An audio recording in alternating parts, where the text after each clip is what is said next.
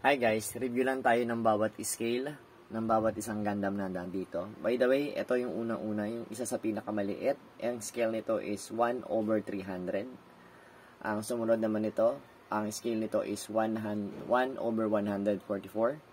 Ito din is 1/144. Tataka kayo, di ba? Pero depende kasi kung sino ang gumawa. Ito rin, ang scale nito is 1/144. Tingnan nyo yung pinagkaiba ng dalawa, di ba? Same scale, pero yung height niya mas malaki. Again, depende pa rin kung sino yung manufacturer nito. And then, ito, ang scale naman nito is 1/100. Mas malaki na siya dito. Ayan.